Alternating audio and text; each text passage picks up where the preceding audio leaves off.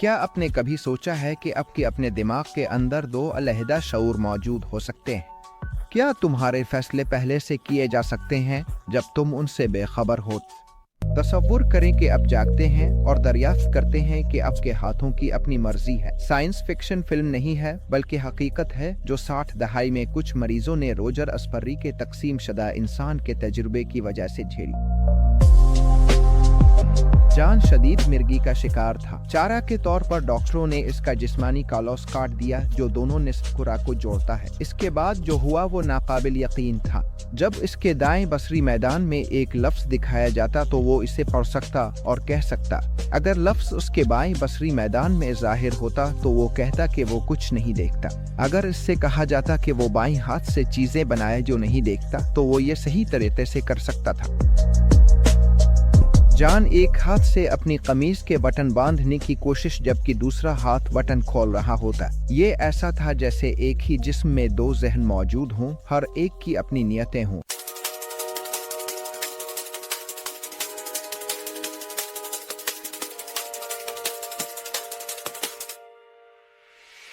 یہ ہمارے بارے میں شعور کے بارے میں کیا بتاتا ہے؟ اسی حد تک دماغ کے دونوں نصف کرہ تقریباً آزاد ہستیوں کی طرح کام کر سکتے ہیں۔ اگر جسم کا کالوس ہو تو یہ دونوں نصف کرہ آپس میں بات چیت کرتے ہیں اور ہم ان کی آزادی کو محسوس نہیں کرتے۔ لیکن جب انہیں منقطع کیا گیا تو دو ذہن ایک شخص میں کام کر رہے ہوں۔ فیصلے دماغ نے پہلے ہی کیے ہیں۔ یہ سنسنی خیز ہے نا؟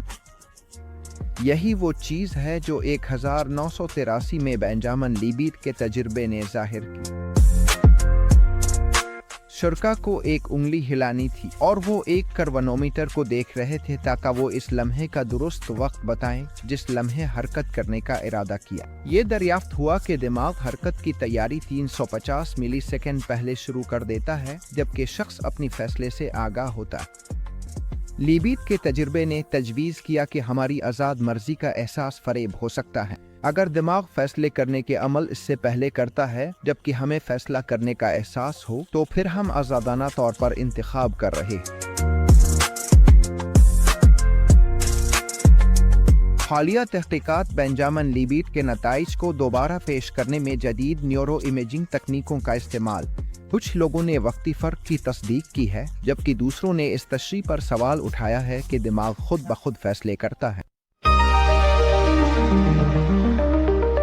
ایلیٹ ایک کاروباری آدمی تھا جس کی زندگی دماغی سرجری کے بعد ڈرامائی طور پر بدل گئی۔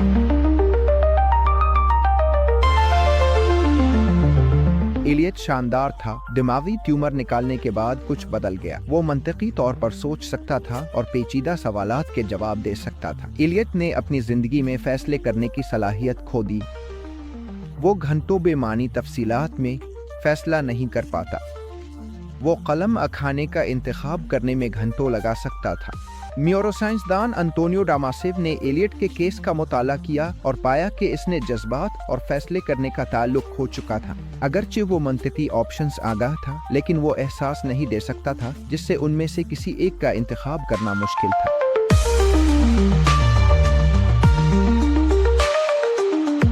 یہ کیس اس بات کا ثبوت ہے کہ جذبات عقل کے لیے رکاوٹ نہیں ہے بلکہ اس کا لازمی حصہ ہے۔ بغیر جذبات کے فیصلے کرنا ناممکن ہو جاتا ہے کیونکہ آپ انتخابوں کو کوئی قیمت نہیں دے سکتے۔ تصور کریں کہ آپ ان لوگوں کے چہروں کو پہچان نہیں سکتے۔ آپ محبت کرتے ہیں، اپنی بیوی کا بھی نہیں۔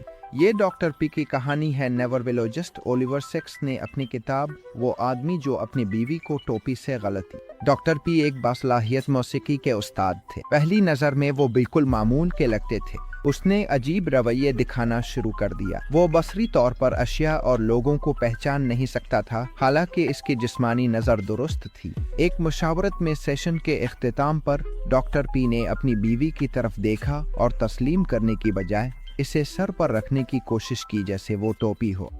حقیقت کتنی ذہن کی تخلیق ہے۔ کیا آپ جانتے تھے کہ اپنے نام کو سننا دماغ کے مخصوص علاقوں کو متحرک کرتا ہے جو خود حوالگی اور جذباتی پروسیسنگ سے وابستہ ہے؟ مطالعات سے پتہ چلتا ہے کہ یہ زبان کی سب سے پسندیدہ لفظ ہے جو ہم سننا چاہتے ہیں۔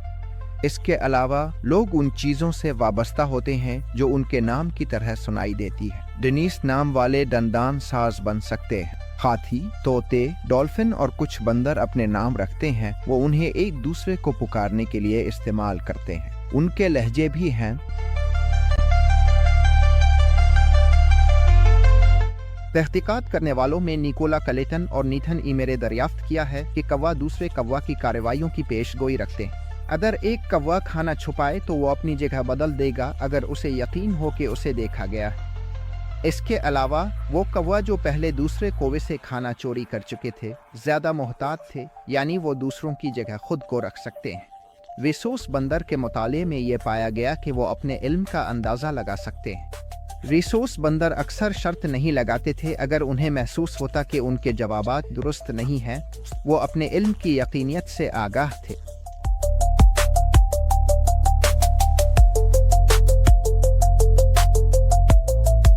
मेरे लिए सवाल ये नहीं है कि क्या जानवरों में शऊर है। असल सवाल ये है कि हम किस नुक्ते से ये समझते हैं कि कोई मखलूक इतनी सादा है कि इसमें शऊर नहीं हो सकता।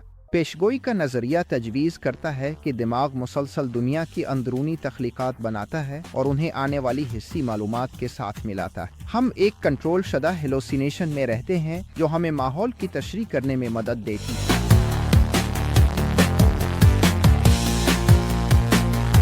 यूसेन का कहना है कि शऊर कायनात की एक बुनियादी खुसूसियत है जो तमाम मादे में मौजूद है, और ख़ास तौर पर पैसाइक्ज़म को पैकाजामोज़म से मत करें। ये मुख्तलिफ है। शऊर की उभरती हुई नज़रिया ये तजवीज़ करती है कि शऊर उस वक्त उभरता है जब न्यूरल नेटवर्क एक ख़ास पेचीदगी तक पहुंच जाते हैं, यानी जैसे किसी भी उभरती हुई चीज़ की सूरत में, जैसे जब नमी छोटी पानी की बूंदों से पैदा होती है, असहरा में छोटे रेत के दानों से डंडे बनते हैं, वगैरह।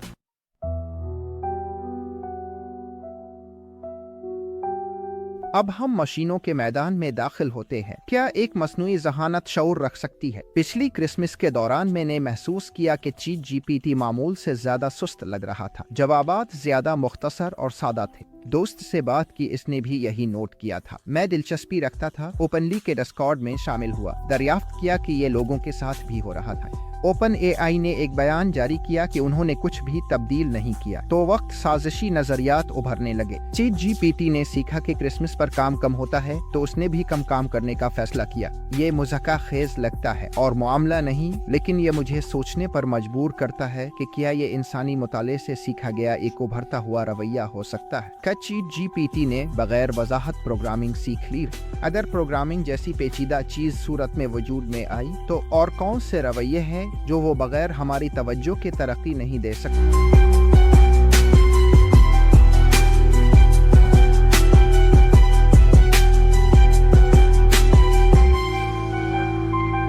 मुझे भी ऐसा लगता है मसनूई ज़हानत मुझसे मजाक कर रही है। ये जिद्दी है, जैसे ये जानबूझकर मुझे गलत मालूमात दे रही हो। यानी मेरे साथ इस वक्त होता है जब मैं उसके साथ मौजू पर देर से चीट कर रहा हूँ, मसलन प्रोग्राम करने की कोशिश कर रहा हूँ, और शायद ये मेरी इंसानी इदराक है जो पैटर्न तलाश कर रही है। फिर भी शक बरकरार है। अगर मशीनें इंसान से आगे निकल जाएं, तो हम कैसे जानेंगे? अगर वो धोखा दे तो इंसान नहीं मालूम होगा कि उसे धोखा दिया गया है। ऐसे मुताले मौजूद हैं जो ये जाहिर करते हैं कि जिंदगी के इब्तिदाई सालों में जबान की कमी का असरात जहनी तरक्की पर मनफी हो सकते हैं। तुम अपने जबान में सोचते हो। अगर तुम्हारी जबान इशारों की जबान होती, तुम बहरे हो, तो तुम इशारों जबान बारे में सोचते। हमें नहीं मालूम कि आया शऊर एक उभरता हुआ मजहर है। शायद ये दिमाग न्यूरॉन्स से नहीं बल्कि सिर्फ जबान से ही पैदा होता है, और अब मशीनें बात कर सकती हैं। ये जबान का उभरता हुआ रवैया है। ये भी एक मतलूबा चीज है। मुझे लगता है कि कोई भी साइंसदान 5 साल पहले नहीं कहता कि 5 साल में मशीनें बात कर सकती हैं। हम हैं यूसेन के कुछ मुनशियात के इस्तेमाल के साथ हिस्सी महरूमी। दिमाग के मखसूस हिस्सों की बरकी तहरीक के जरिए खुद का तहलील होना मुमकिन है। ये हमें जिस्म से बाहर महसूस करने का बाइस बन सकता है, जिससे हम जिस्म का इदराक करना छोड़ देते हैं। नजूमी सफर और दीगर पुरअसरार गैर जिस्मानी चीजें। आखिर में मुझे ये सोच का धागा भी दिलचस्प लगता है। हमारे जहन में हमेशा एक सोच का धागा फाल रहता है जिसे बंद नहीं किया जा सकता। कभी कभार हम चाहेंगे कि उसे बंद कर दें सोते वक्त, लेकिन हम नहीं कर सकते। अगर हम इस धागे को बंद कर दें तो क्या हम फिर भी शऊर में रहेंगे?